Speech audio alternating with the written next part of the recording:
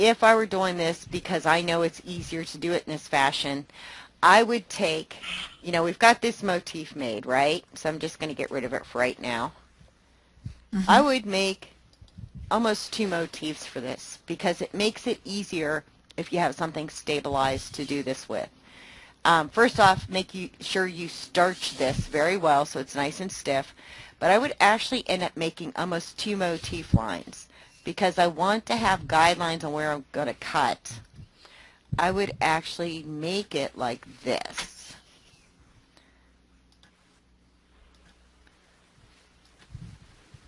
And, you know, really make, you know, like a grid in here. You have to, you know, kind of even these out a little bit. But really, you know, make your outline of where you're going to cut, right? And worst case, you cut one of these threads, no big deal. You haven't cut anything structural, right? See what I did? I just, now I know I cut here and I cut here, and I'm going to, you know, it gives you a guideline where to cut. And then, you know, you've got this in place. Use your color system. Here's my color.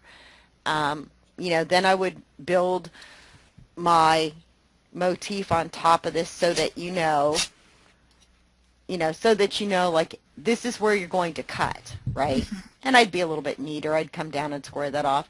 You know that this is where you're going to cut. Okay, that's in blue. Stop. It's like an applique, you know, cut or stitch and stop, right? Then you go in and you say, okay, well, I've got that done. So now I'm going to make this color pink. And you're going to start, my mouse is a little jumpy today. You're going to start, you know, making, I'm having a day. Hold on. All right, now I'm going to select this and pick my color. Then you're going to start with your, you know, building your support system here, right? And so what if you cut a couple of those threads? Don't cut the backing, or if you do cut the backing underneath there, just put another little piece of wash away on top so you have some support. You know, when you cut these out, you know, before you get to this step, when you cut these out with the X-Acto knife,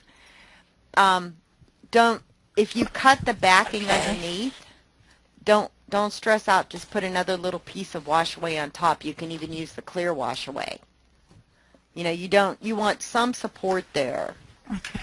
Okay, so you want some support. So try not to cut the backing, but that's not always a possibility. And sometimes, especially if you're cutting a bunch of X's out, you know, you might not care about keeping that backing after a while. So no biggie, just slap a piece of wash away on top, maybe a couple of layers if you have, you know, the thinner wash away.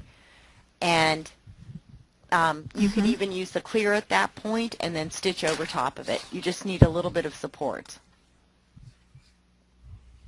All right, so now does that make more sense to you guys to make, you know, like a double motif? You know, like I would do this in colors. I would do this in colors. And then I would take, didn't really mean to get rid of that one color, hold on. Then I would take this section that I made, and I would say, okay, this is a motif. I'm going to save it now. So let me go and I'll just give you an idea of you know, what I would do. Okay, make motif, you know, underlay for, you know, cutting or something, you know, whatever you want to name it, right?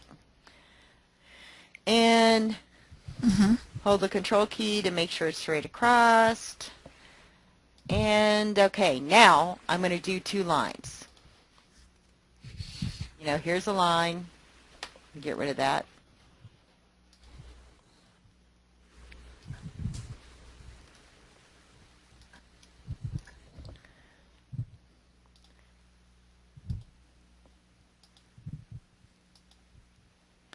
And I always click on this because I think that I'm in there and I'm not. And, you know, you can see you have to adjust a little bit.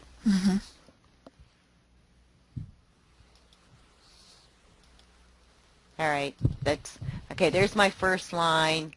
You know, adjust it, move it into position. And then, you know, you can just copy and paste at that point. And then change that second line to the other motif. I think we knew this was like 14 or something. Okay, and if you make them together but save them separately, then they'll line up. You know, mine were, you know, they'll line up so you've got the support and you can cut it. Then you've got the other one and you can, you know, cut that or, you know, stitch over top of it. Now, if you want, I'm going to quit stop because I am breaking out with hives and I am just about to itch myself to death. Oh, that's not good. So I got to go get the shower. Okay. To keep from itching. All right. All right. Well, I'll send you the link to the video. See you later, Nancy. I'm so sorry, but I can't stand it. I've been sitting here rubbing it with alcohol, and it's about to itch me to death. Do you take Benadryl when you get the hives? I just have taken something. Mm. All right, dear. Some rest, girl. Thanks. Good luck. Thank you. Bye, Barbara. Bye, Bernie. Bye-bye. Bye-bye. Good luck. Okay. Now, this would be very challenging. I think I've got it. Okay. This part would be kind of challenging. So you can do this a bunch of different ways. You know, you can, if you want to put fabric in or if you want to make this its own little piece and then insert it, you could do it that way too. I don't know if that makes sense, but, you know, you could, you know, stitch the fabric down and then attach it. Could you? Well, if you did your two entredos with a piece of fabric in the center, couldn't you just come and do that in the center of it? You could. You could. And then, you know, the only thing is, you know, be careful cutting and be careful how you make the, you know, X's. Right. You know, you want to have enough fabric for it to wrap around. And you want to make sure, like when I cut with an X-Acto knife, then, you know, I always put it on a wooden surface and I keep it very flat and just make sure it's very sharp. If you use the fiber etch, you would just have to drop the drops in these little sections to have it eat away. And then the thread would stay. I don't even know what that fiber etch is. It's an acid that eats natural fibers like cotton and rayon. So you'd have to use like a polyester thread. Okay. And, you know, make sure that, you know, you didn't use a cotton or rayon thread. But what it does is you know, you drop it on there, I think you let it dry, and then you iron it, or, you know, and it just kind of just acids away your fabric. Okay. Hence why the cuffs to the sweatshirt fell off. But, you know, so, yeah, and you won't know. I mean, that's why I said be very careful, because you will not know until you put something through the laundry. That you've got acid on. Where do you get that? If you do a search online, you can probably find it from an online vendor. Most of the sewing machine dealers don't carry it anymore because it was, you know, it was kind of like a fad because it was cut work stuff, and, you know, and then they kind of, you know, that fad kind of went out of fashion for a little while, and, you know, now it's starting to come back again, but there's different, you know, different ways to do it, I guess. But, you know, the fiber etch it's interesting. You just have to be careful with it. Okay, now, what does it do to skin? You know, it's acid, so I imagine that it would burn a little bit if you got some on your skin. It's not a real fast, like, acid that's going to eat your skin away. You have time to wash your hands. But they tell you to wear, you know, like the Playtex gloves. Oh, okay. Okay. Okay, now we're gonna talk about this little swirly thing down here.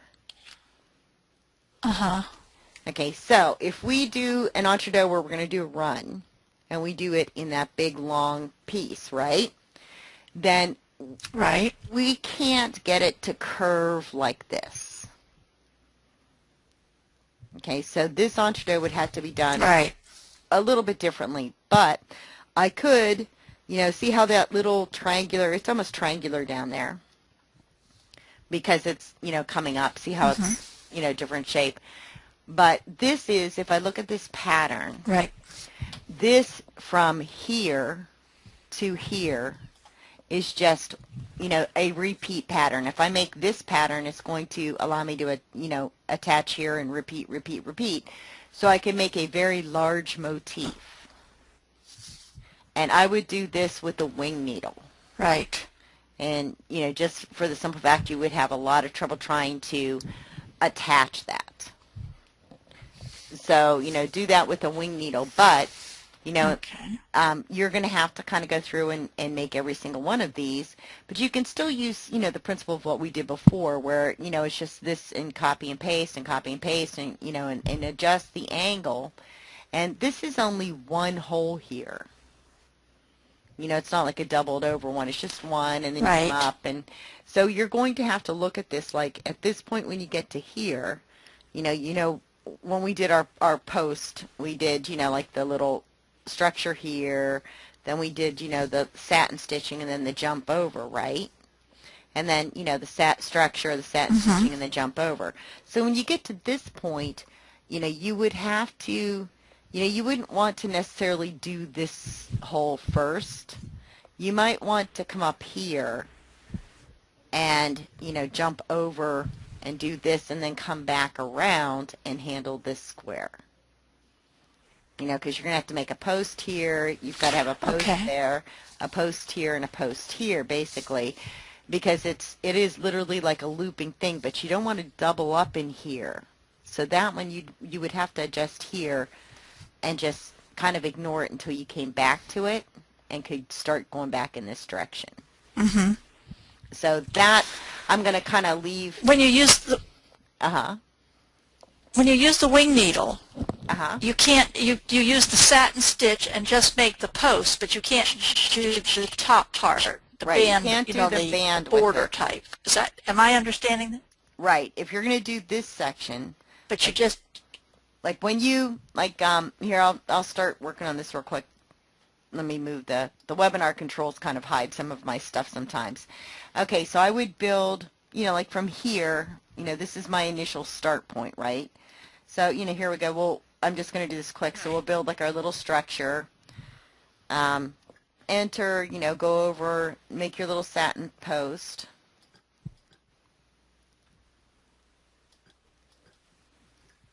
Move your in and out points. Right. Okay, so that you know where they are. Get your little, run stitch over to here. Kind of build that up. Mm-hmm. Make your post again. And then you're going to do that all the way through. What you might want to, you'll have some holes up in here, but they're not going to be that drastic. You could actually increase your stitch length if you wanted to in there. That's a little fat, but, so I'm just going to kind of repeat that, and then I'm going to get all that done, and I'm going to use my colors. Okay, so I would say, okay, now I'm going to use pink. Mm-hmm. And, I'm going to come down and I'm going to do this in the pink.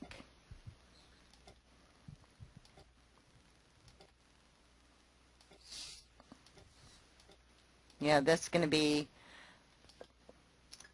there we go. I'm not going to do the whole thing, but, there's my little structure. I would, do the structure, come back, and then, use your steel tool. Mm-hmm. Here's where you have to watch because you don't want a big overlap there. So here, you would kind of come up and stop. Right. And then you would jump and come up and do this inside section.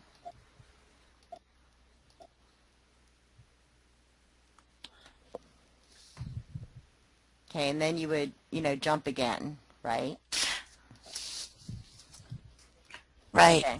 So, and you do that with a regular needle. Right, with your regular needle. And then you're going to go ahead and, you come down and do this section, right? And this is where, you'll have to kind of make some judgment calls. Like I would probably leave a jump there too in here, because you're going to need to come up and go around at this point.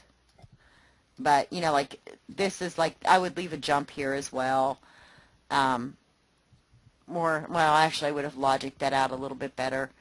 Do this bottom section first and then come up and then, come around this way, right?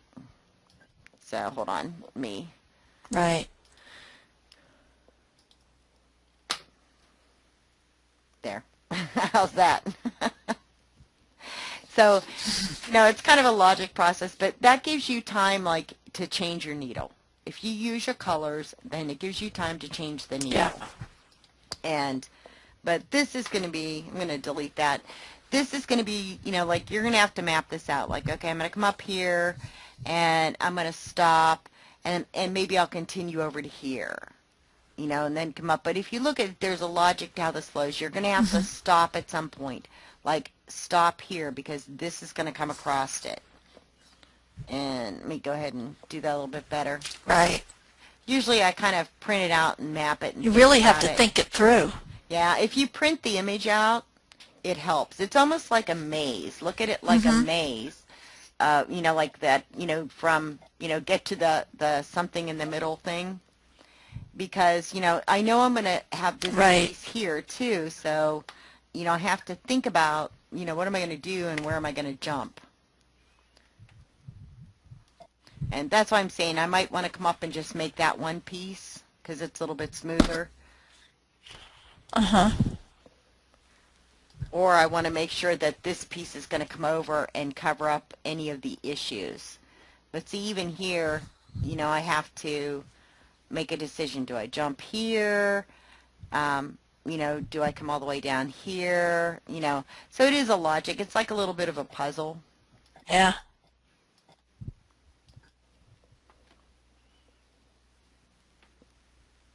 And even where you start the line. And you could stop there and start again.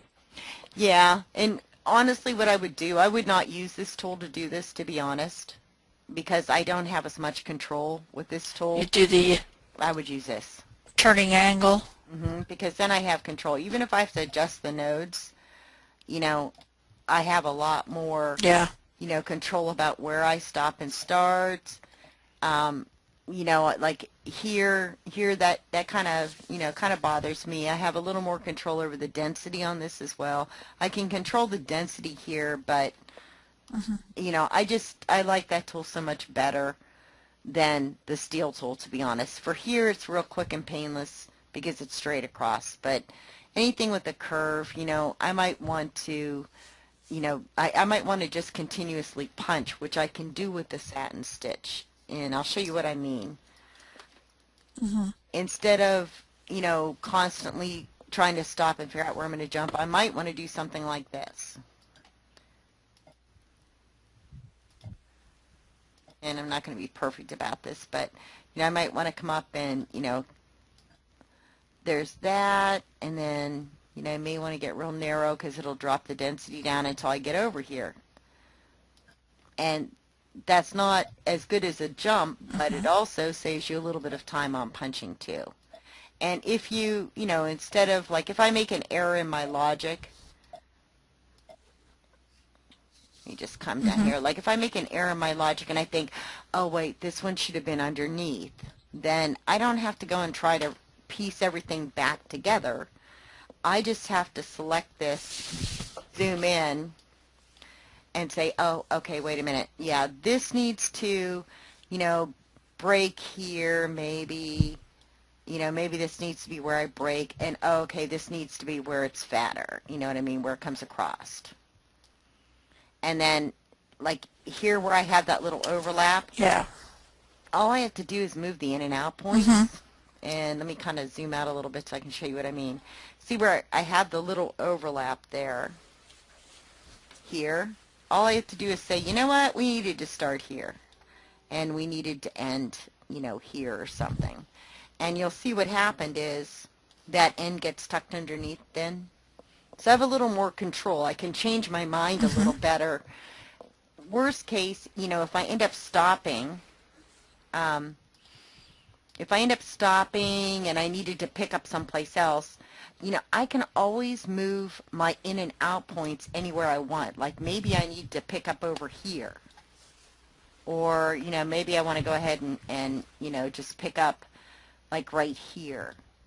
Then, I can move that out point so that, see, that's where I'm going to end. I can pick right back up and just, go.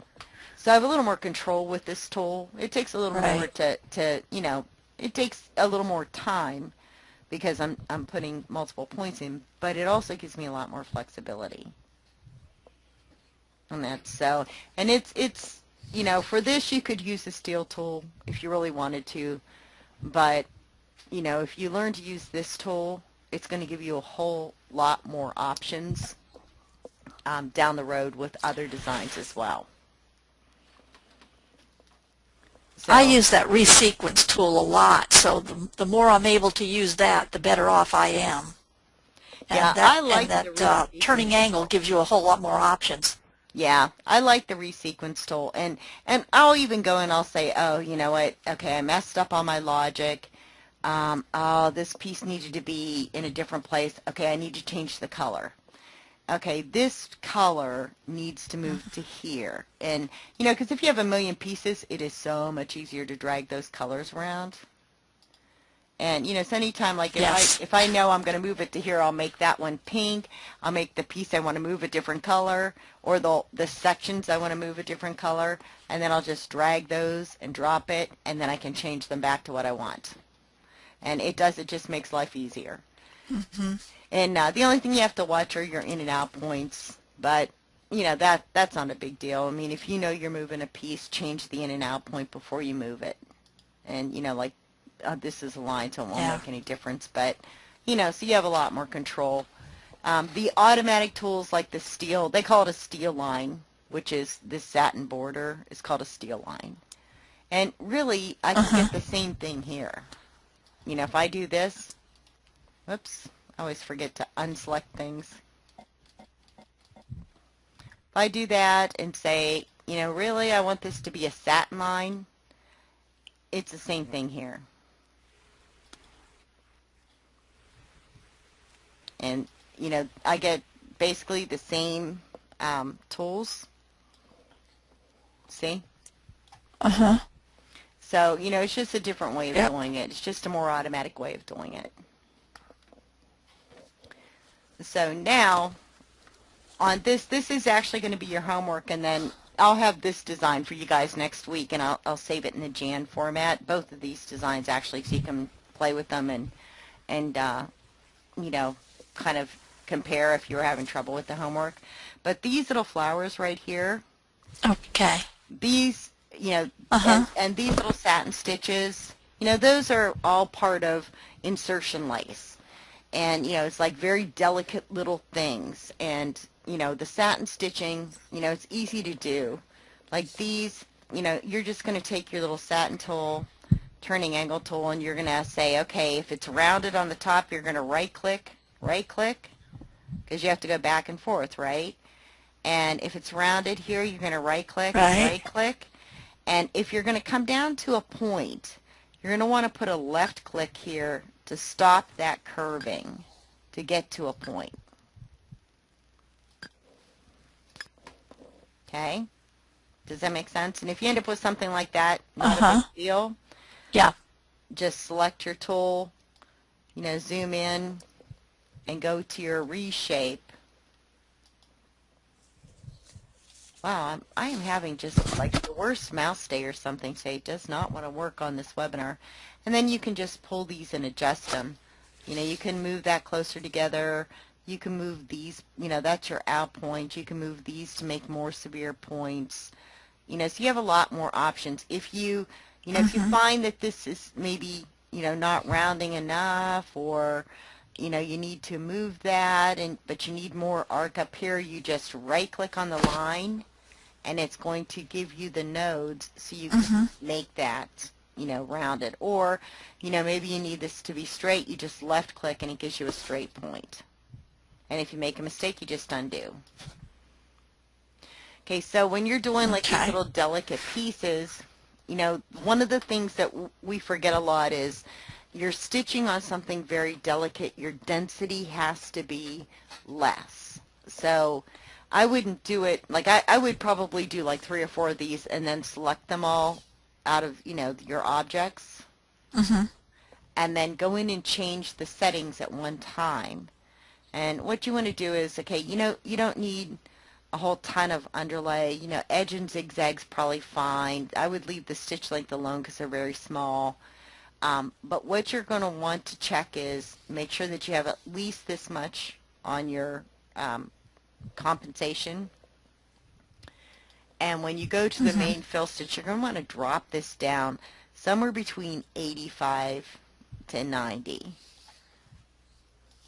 And it's going to look a little sparse on your screen, but, you know, don't believe it. I've even gone as low as 80%.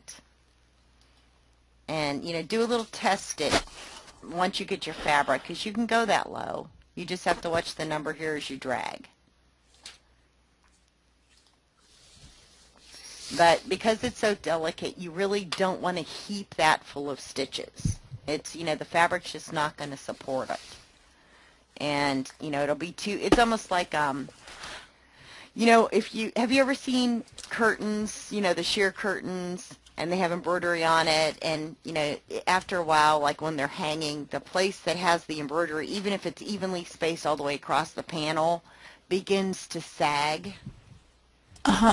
And it's because it can't because the weight. The weight, right. And that's kind of, you know, this is a smaller thing, but what will happen is you just eat your fabric up. So you want to, you know, play with that, do a little test stitch, and get your density adjusted, because it's going to depend on the thread that you're using. Polyester thread is going to be a little more rigid. 50 weight or 60 weight heirloom cotton thread is going to behave different than, you know, your rayon.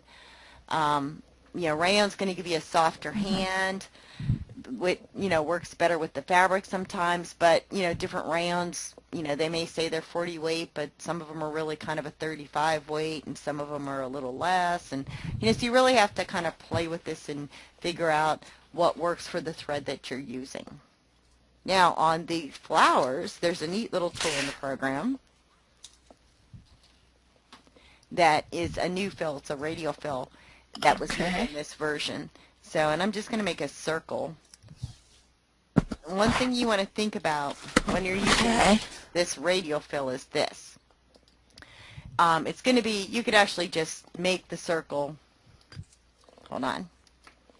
You could actually just make the circle and pick, yeah, it's going to be one of those days. Hold on. Let me get into object details. You could actually pick automatically the Radial Phil. There it is, Radial Phil. And I have to make it in satin. Hold on, that's what I wanted to show you. That would have been the better way to do this. Okay, when I do these fly out menus, you know, that's the parallel contour. You know, that's the parallel Radial Phil.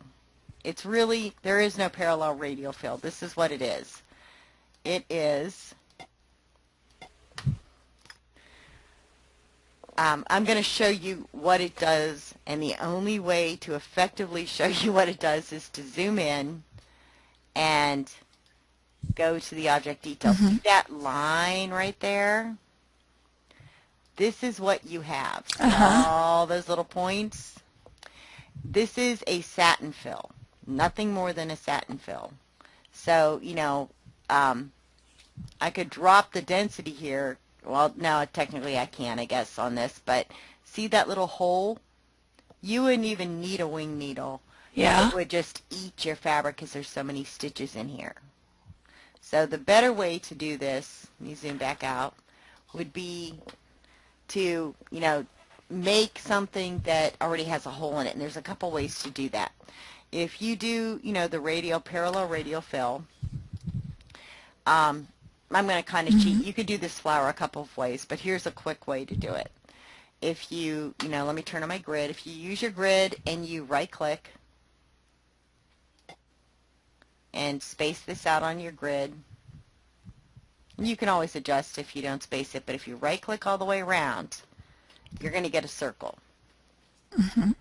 If you go to your object properties, okay, well, I guess it's not going to let me cut either. Okay, never mind. Ignore that. We'll do it a different way.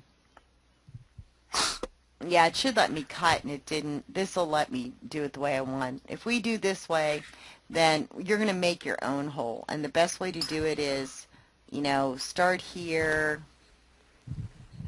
and right click, right click, and just treat it like the satin it is. Otherwise, you're going to be editing points and losing your mind. And I'm right clicking to make, these little flowers. And when I get something like that, let me backspace. I should have left click there. Okay, right click on the inside, left click.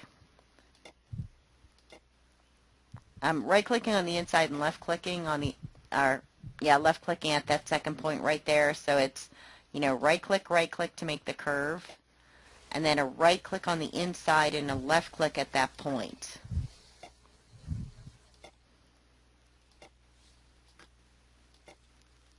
And when I come down here, I'm just going to... That always confuses me, and Yeah, it's like I messed up here. I actually put a left click in there, but I'm not going to go back and correct, or a right click instead.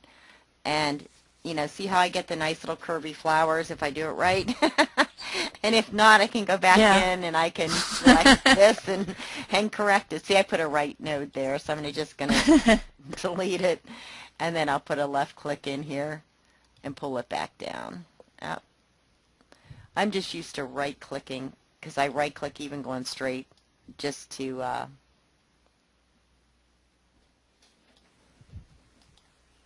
okay, there we go.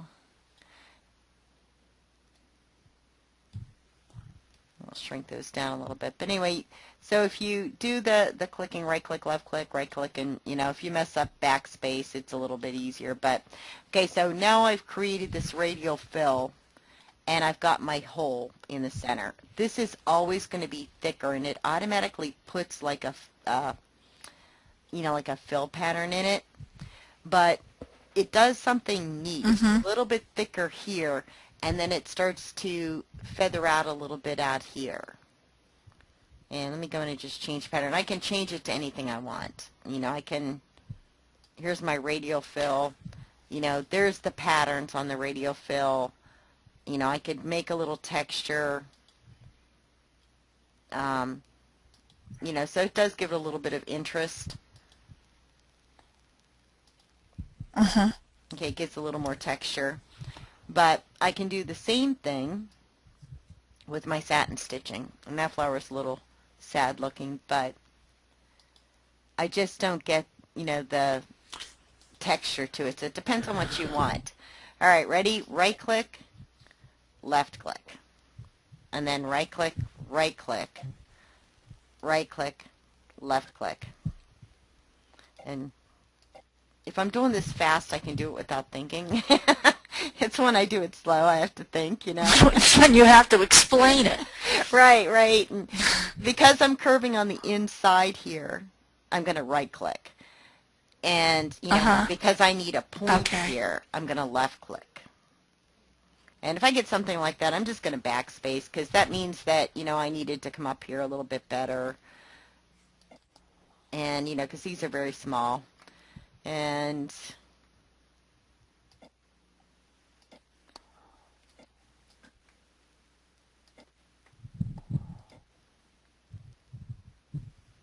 I'm going to match this up here.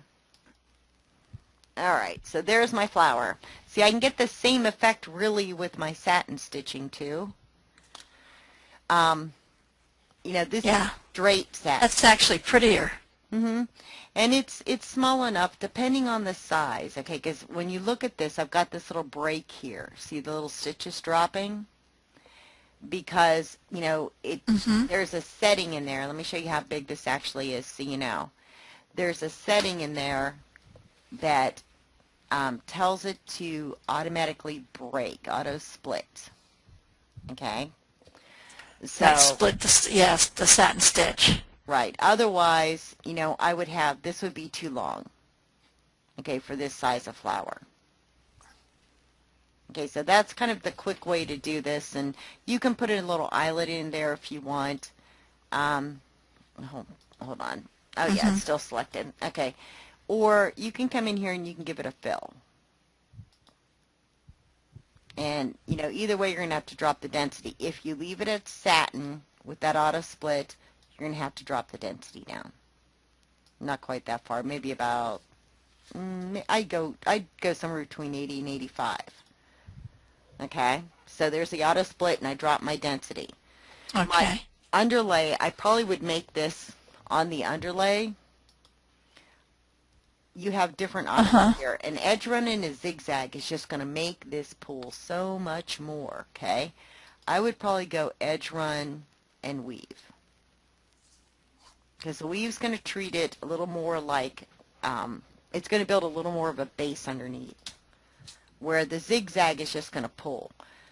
You know, the zigzag is already zigzagging like this anyway. Yeah. So it's just going to pull, and that's such a you know, delicate fabric. Now, the other way to do it, if you want to take more time, that's the quick way to do it. The other way to do these flowers would be to do, and the image you get's a little bit better than this. I blew it up just to show it, but you can see there's, you know, a little section in there. The other way to do it is with this same tool. I'm just going to go like this. And I'm going to control the angle here by the way I place these lines.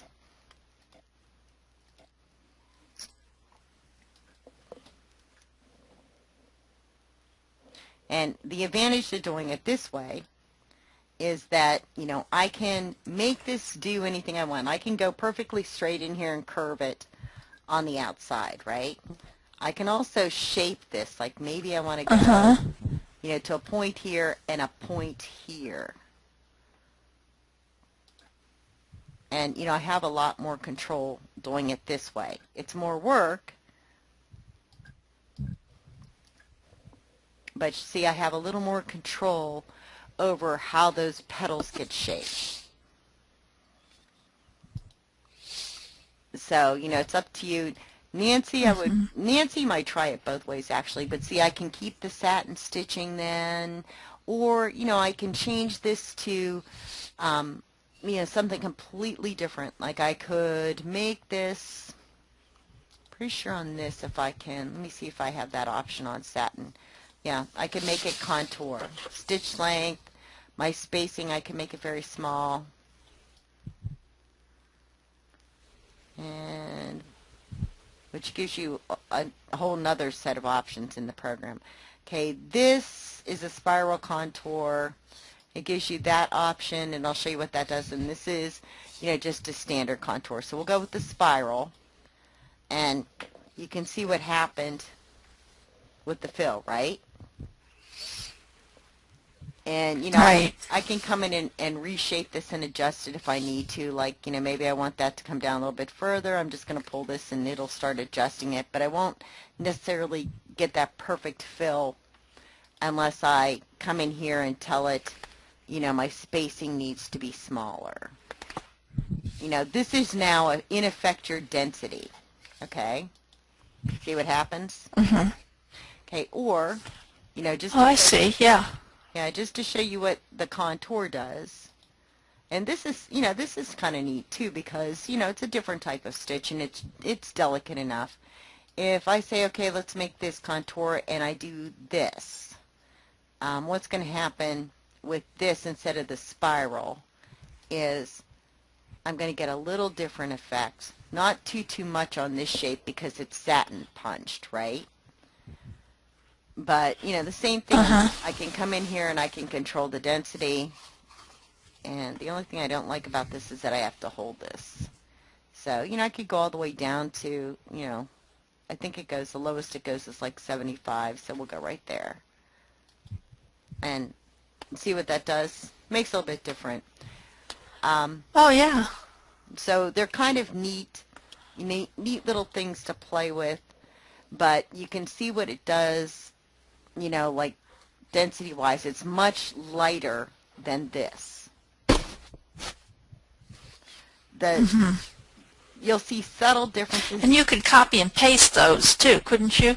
Right. Once you figure out what shape you like, you can copy and paste them around. And to do that, it's just, you know, of course, it's just Control-C, Control-V. And then if you double-click on this, you get the, you know, little circle. Move it to the center of the flower, and then you can rotate this into position from the center. So every time you do this, you know, if you're taking that to the center, it makes it real easy to make a very symmetrical flower. So, because that's your point of reference. You know, these, you know, of course would have to be closer like this, but, you know, that's your point of reference for all of those petals, is that center hole there. Now, just to show you what contour does, like if you use it for something else, right, I'll use a circle. Okay, to explain the difference. There's subtle differences when I use satin stitching like this, but it becomes really, you know, evident when I go, you know, let's make this a contour, and we'll leave it on spiral, and I guess we're going to change it to that to show, see what the contour does, how that flows. Let me turn out the grid. Yeah. See. Okay, that's with the, you know, contour. Okay. So Yeah. if I go in, let me see if it'll let me do spiral. Yeah. It should. I don't know why it won't let me do spiral on this one.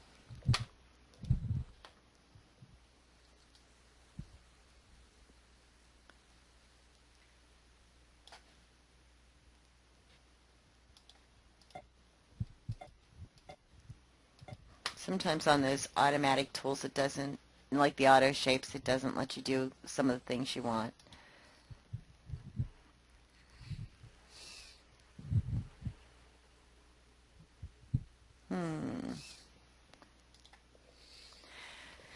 And I had to think about this. Hold on.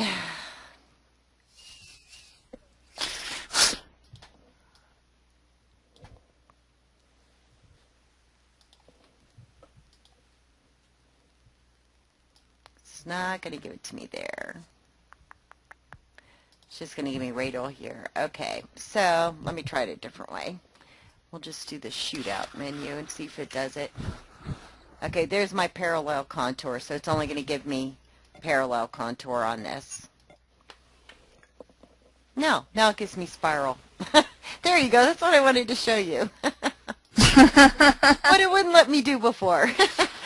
So it doesn't necessarily, I guess, let you select them from the menu, but, you know, if I do the call-outs here to let me select them, and then you get your choices, I guess. So let me do the spacing so you can see a little bit better. See? So yeah. Now it's going to, you know, you'll have like... That's cool. Yeah, it's still, if you really look at it, just so you kind of know what this is, it really still is, you know, see the, you know, the way it like vibrates out. It's still, when you really come down to it, it is still like considered somewhat of a satin stitch, but this is what's fun. Because it is, I can loop over like this and have, you know, I just have to be a little bit careful. Like this might be a little bit too thick in here, but, you know, this is, you know, you can kind of come up with some interesting things. Like that spirograph. Yeah, yeah. And, you know, and I can add points and I can take away points, you know, but, you know, so you have this, it's kind of a fun little thing. You can, it gives you a little dimension. Like, the only thing is you would have to be very careful about something in here like this. But, you know, it's fun to look at on the screen. So the contour is still, really still, editing-wise, behaves like, you know, a spiral, or not a spiral, I'm sorry, like a satin or radial pattern. So you have to just, you know, play with it, always do a test stitch, but, you know, it's kind of interesting. And you can see like a circle, something that... It's pretty. It is, it's different, but what, you know, what you have to watch is if you ever needed to edit, you know, there's a lot of points in here. It's not going to stitch like, you know, like the Radial will, where it'll put a hole in there, but, you know, editing wise it would be a little harder to edit from the inside there because of the way that it's handled. Where when we used it with the satin stitching, where we controlled, you know, if it was an open area or not, then, you know, we had a little more control over how it filled, see? And, you know, and that's because we controlled the shape. When it's just kind of a standard shape or it's a closed, you know, area, then it behaves a little bit different. This, for example, if we had punched this and then selected, if we had punched this a little bit different and selected contour, I don't think I can select contour on this. Oh, I guess I can from here. Then, you know, I'm going to get a little different effect. I'd have to watch something like in here. And that's because it's you know, all one piece enclosed. Even though I have a circle here, you know, in the center, it behaves a little different than it's going to behave for something where I'm controlling the openness of it. So, you know, but it's fun to play with. I mean, they're, you know, different things. I'm sorry? Would it be too dense in there if you separated out the petals and did that? You know, the petals individually and kind of have them separated out. That density wouldn't be so great there, would it? No, it would be, you would have more control. Is that what you're talking about? Right. See where I'm overlapping here, I would probably have some problems. This part would be okay. This would not be okay. But if I did like the individual petals, let me zoom out and get some space on my screen here. If I did the individual petals and just said, okay,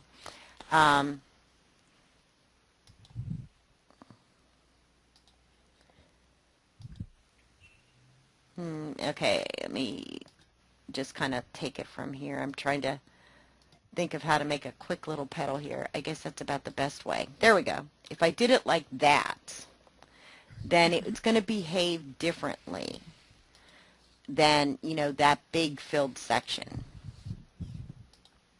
See?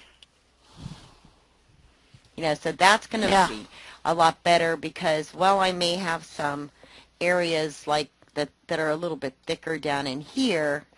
I don't have this.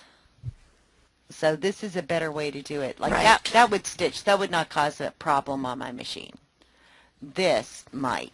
And then this might. And, you know, and even though like that one piece looks very interesting, you get back, like down here, I would have some problems, I'm sure, in there. It looks neat on the screen. You just have to be careful when you sew it. So, but, you know, but there's lots of different ways to do this. Like this is not, even though heirloom is generally like little tiny satin stitches, you know, this would be delicate enough that, you know, it could probably fit into an heirloom, you know, kind of theme. You know, and you can make that a little bit smaller, you know, white thread or, you know, the same color thread or contrasting thread, you know, whatever you want to do. And, you know, heirloom is, I like heirloom sewing, but, you know, realistically, you can add color to heirloom. I you know, most of the time you see it, it's like pastels and, you know, very delicate, but there's no rule that says you can't add color and, you know, make it whatever you want. So, you have any questions? And I wouldn't be a bit surprised that, no, but I wouldn't be a bit surprised that's why some of it went out, because those pastels went out. Everybody went into bright, vibrant colors. Right. Like and they didn't want the pastel colors anymore. I did one of the last kind of heirloomy sewing classes I did was with yellow, black, and white. And, you know, and everybody loved it. And it was the same thing you would have taught with like pink or blue or white, but, you know, the colors, they like the colors.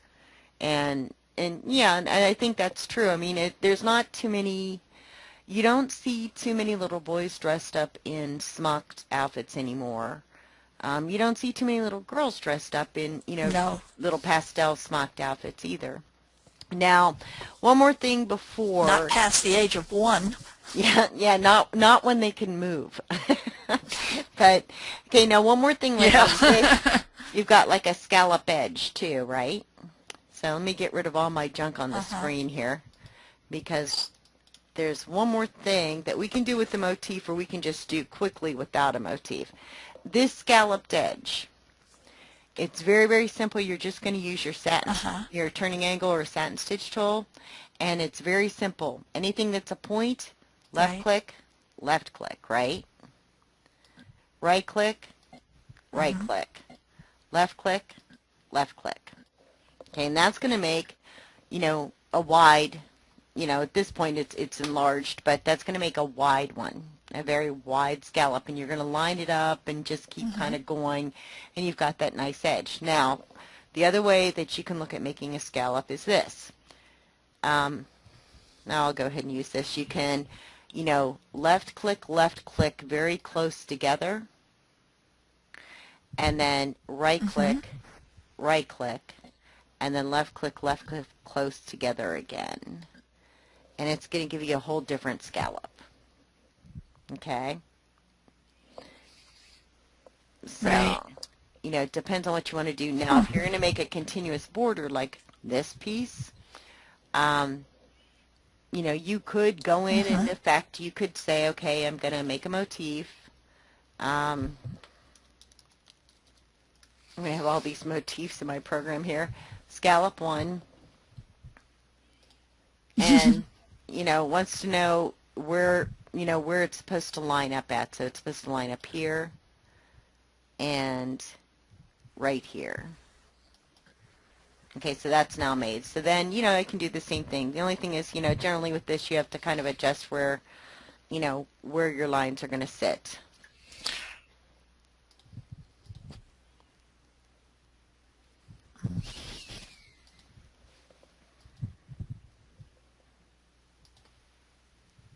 And you can do the same with the other scallop as well.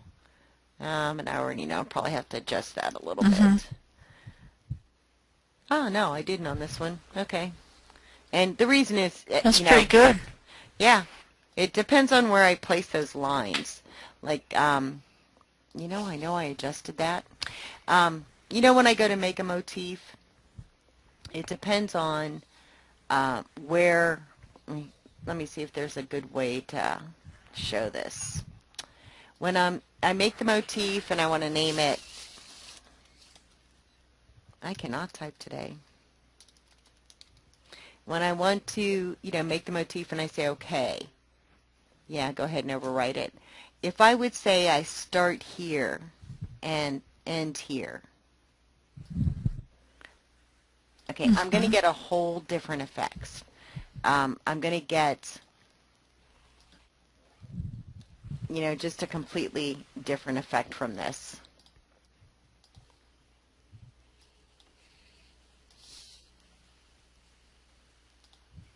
It shows that it's on my screen, but I learned last webinar that it's not really there. I guess it overlapped. Yeah. So, and it should have spaced it out actually a little bit more. So we'll go like this and see if that's spaced. I know it's not me on this, but, oh wait, it might be the length of the line actually. Hold on. I can't do it that way. It could actually be the length of the line because those are giant scallops, right? There we go. So, they're spaced out. Let me redo this one because it should have done what I thought it was going to do and it didn't. So, and it has to do with the length of the line, so I'll make that longer. Okay, so because of the way I created that last motif, right, where I placed those lines is what it is. This is going to space.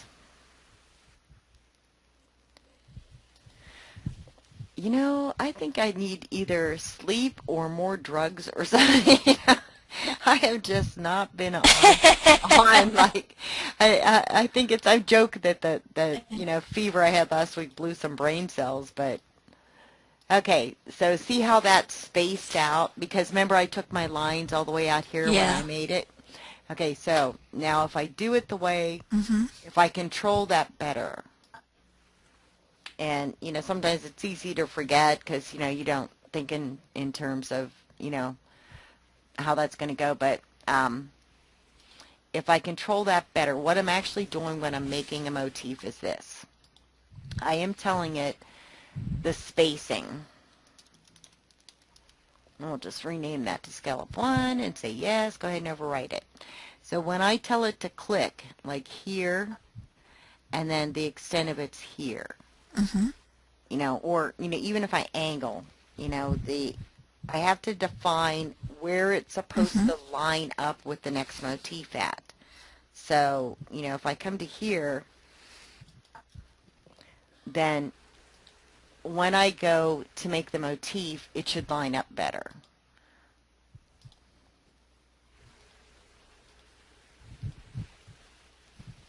This should just fit all the way across. You know, it is just not doing what I thought it was going to do. And it shouldn't.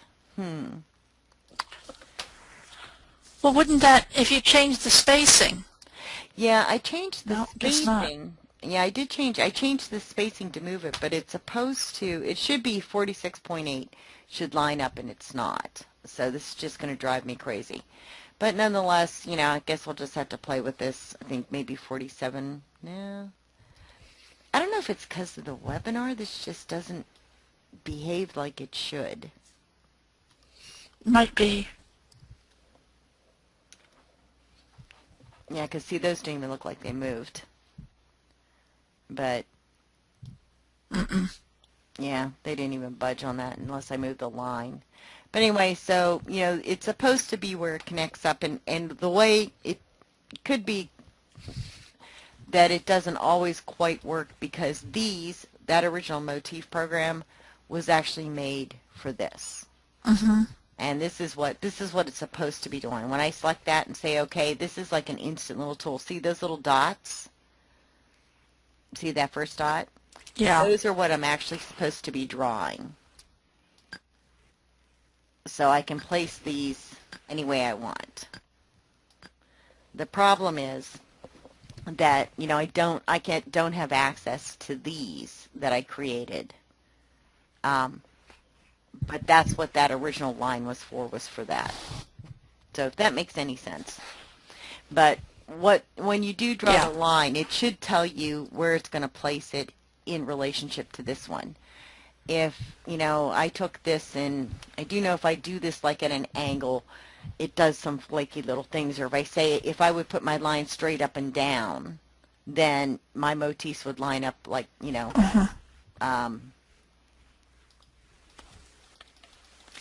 like this with the jump stitch. Like bananas. Right. Right. So, anyway, so on the scallops, like these scallops, making them this way, right? I'm a little crooked here. Is nice, except that when you go to line them up, what you end up with is, you have to be careful because you're going to be cutting. So you're going to want to make sure if you do these that you're going to, see where that, if I don't get them to overlap a little bit, and that's where you have to be careful is, how much overlap you need. There's not a whole lot of stuff here, and I'm going to be cutting away pretty close, So, but these are, these are a little more dramatic. So could you put a cutting line? You could. Could you do it like you did the others with the cutting line first? Not so much. It's not as easy with scallops. See how like this edge is a little frayed? It's, it's because they literally put this down first and then cut away. Just the same as what they did with, like this up here. They laid those lines and then they cut away. With this, with the scallop, you truly are probably better off to do it in this fashion. Because what happens is when you're cutting on a curve, you're going into the bias. So, this is going to start warbling a little bit. It's not going to lay as flat once you start cutting in scallops. So it's just a good idea to go ahead and just do the scallop and then trim away. Now, there's another way to do a scallop, too, which it gives you a little cleaner edge sometimes. And that would be to handle the scallop like this. You're going to basically, left click and, come up to that point so it's a left click, right? You're not going to right click here. You're going to left click and, make it a little bit wider, but you're going to left click in this center section. And if you hold your control key, you get a perfectly straight line. And then you're going to right click, and then you are going to left click again.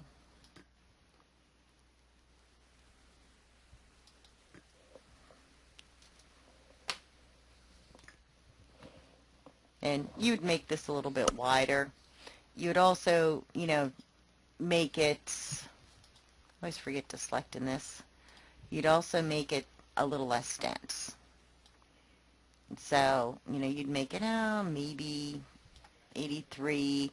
Your underlay, edge run and zigzag, I would probably do edge run and weave. And you would make it this a little bit, you'd make it a little beefier. And what happens is, you're doing this a lot on like a folded edge. Okay, so it makes it appear to be scalloped, when what you're really doing is on, like, you would be doing it on like the flat edge of the fabric like that. So it gives the appearance of a scallop. This is going to pull a little bit here. And, so it kind of gives you the appearance and makes it a little bit easier to cut the fabric off. On this, a lot of times, too, what you'll do is you would do, like you do with the applique, you would have that folded edge, so it's a clean edge that it's sewing on. And then you don't have to worry about cutting. So, and it does, when it's all said and done, it's an optical kind of illusion to the eye. But, but it does give it the appearance of, being scalloped, because visually that's, your eye kind of fills in that blank. But that's one way to get a cleaner edge. Now, something that's kind of... That's hard for me to see, that being a scallop. Yeah, and it does, believe it or not, if you... It looks square. Yeah, it looks square. You're going to do a little more, like this, you'd probably take it, maybe about, I'm trying to think of how wide. That's about right. And, this is enlarged. It's bigger than it should be. It's going to end up all, being about all of that size right there. Maybe a little bit even smaller than that. So by the time it's done, when it's done sewing on the edge of that fabric, it truly does give the appearance visually of it being scalloped. So let me see if I can kind of...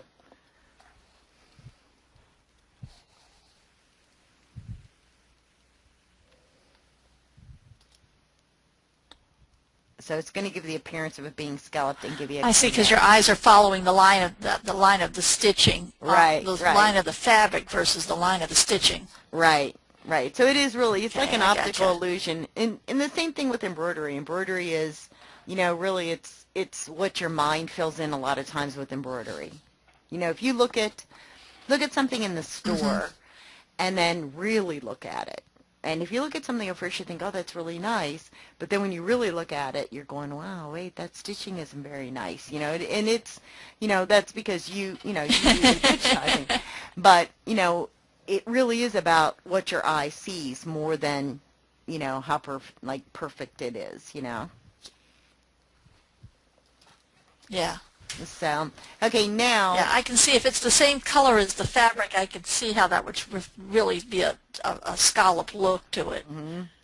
Yeah, it really is. What you're going to do when you do that is when you don't want that rough edge, or, maybe when you have something like something that would tend to fray enough eventually that the hem would fall out. Then you're going to fold that fabric under and put that scallop on it. Or when you have Right. like, you've double folded and sewn like the edge of something on, but you want that scallop look, you're going to add that to it. So, but it's an optical illusion to the eye. And, and it does give you that appearance. And you can make it as dramatic as you want. And, you could make this a motif as well. It depends on what you want to do. Now, one of the other things that you could do is you could do something like this.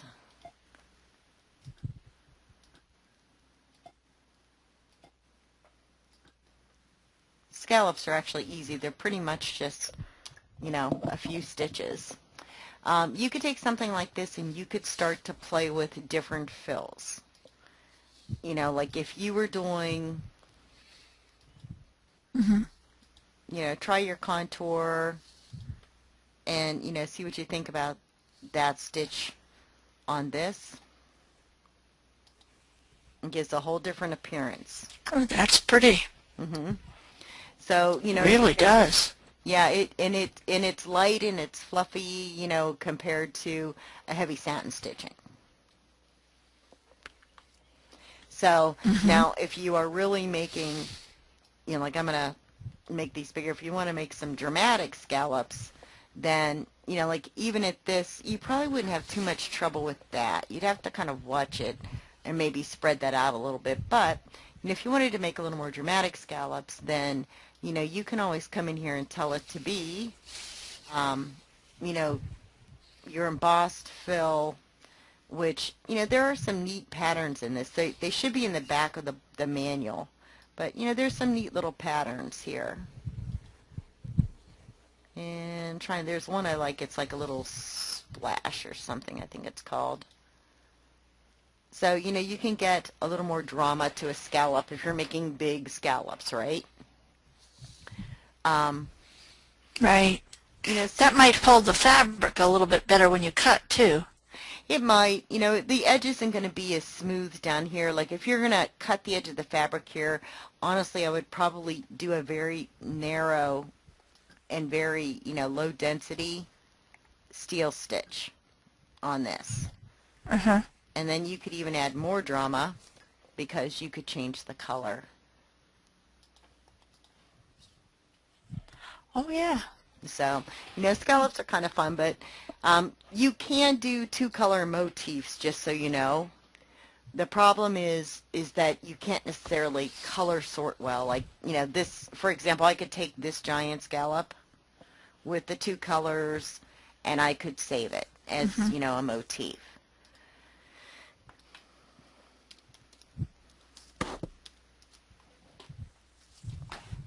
And, you know, I mean, this is, you know, this is a very large line, so I'm just going to make a big line.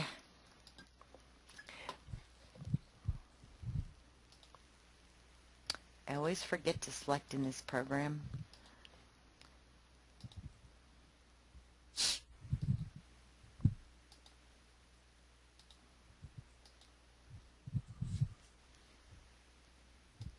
Oh, you know what I did? I think I just need sleep at this point. You didn't? I didn't put the points. It's getting late. It is, and you know. It's getting late. It's later for you than it is me. Well, that and I have not. You know, my one girlfriend told me I was out of my mind to think I wasn't going to be tired this week, and I hit 100 and. Oh yeah, you'll be tired for a couple weeks. That's what she's saying, and I'm thinking I'm just not used to that. But my temperature went to 103, and which, you know, she was losing it, and I'm like, what? It's just 103. She goes, that's like 106 for a child, and I'm like, oh, okay. But yeah, I have just not felt like I'm with it lately. That's tough on an adult. Yeah, she's a nurse, and she keeps telling me that. That's tough on an adult. All right, so here we go. Okay, now, I didn't space it mainly because I couldn't see on the screen, but see, this is what happens. You know, each one of these little motifs has, it's, for starters, are all grouped. The good news is that I can come in here and I can ungroup them, right? Maybe, maybe not. No, I guess I can ungroup motifs now, okay. Thought I could. I'm just like, let's try unlock and see if that'll make any difference on the ungroup. Nope, I guess I can't ungroup these. Anyway, used to be able to ungroup, I think you can ungroup the gallery ones, because I know I'm not completely losing my mind here. Maybe I am. They don't have one where you have to could you resequence the colors yourself? No, that's what I was trying to do. See, on the gallery ones that I can ungroup. On the ones that you're making in the program, they won't let you ungroup. So, you know, you'd have to do the color change each run. You know, so. Okay, each one, yeah. Right. In that case, I would just do, you know, motif 1 and motif 2 and layer them. But on the gallery ones, on the ones that you're pulling in from the little, you know, gallery thing, I can ungroup these. Yeah. The ones that I create myself, I can't ungroup. Well, they need to fix that. The rumor has it, I'll put it that way, rumor has it, right, that there's an upgrade coming to the Elna version. The Janome version does some different things than this one. So the rumor is that we're going to get those features in the Elna version shortly. So, which will be kind of nice, because it does give you some different options. Oh, good. I want... Yeah. You think it'll be a free upgrade, or they'll make you pay for it? It'll probably be a charged upgrade. So, and I'll just send you guys all over to Ken's Sewing, unless you have a dealer that you're dealing with now. And I'll let you. No, not really. Yeah, I'll let you beat Kevin up on pricing. How's that? So, I sent Nancy to Kevin because she didn't really have an Elna dealer anymore, and I said, well, call Kevin, and he'll take care of you. So he did. And but I tell her, I said, every time you call him, just tell him you're one of my webinar people. And he always tells me, those webinar ladies are nice ladies.